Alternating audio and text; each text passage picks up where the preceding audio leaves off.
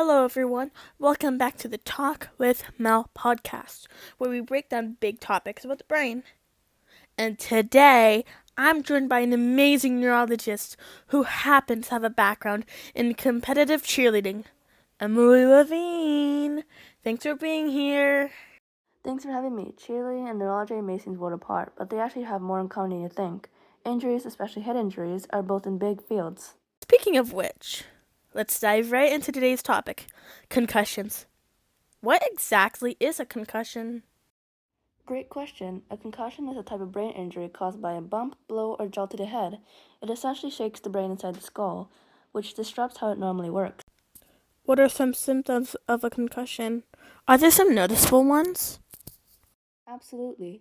Common ones include headaches, dizziness, confusion, sensitivity to light, and even sometimes nausea or trouble with memory.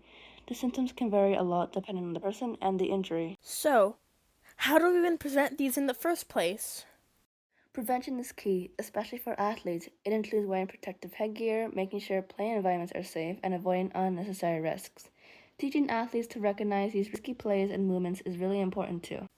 What if someone does get a concussion? What's the typical treatment?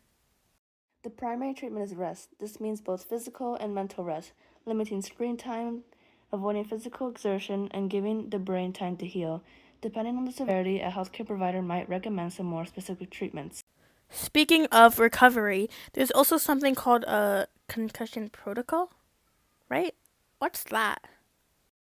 Absolutely. Baseline testing measures an athlete's brain function, memory, reaction, time, and balance when they are healthy. And if they do get a concussion, doctors can compare their post-injury test results with their baseline. It helps determine the extent of the injury and aids in recovery decisions.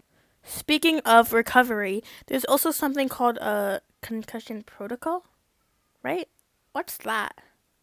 Yes, the concussion protocol is essentially a step-by-step guideline for safely managing a concussion. The most important part is the return to play rule. Athletes shouldn't go back to sports or intense activity until a professional clears them. Playing while concussed can be extremely dangerous. Got it. This has been so enlightening.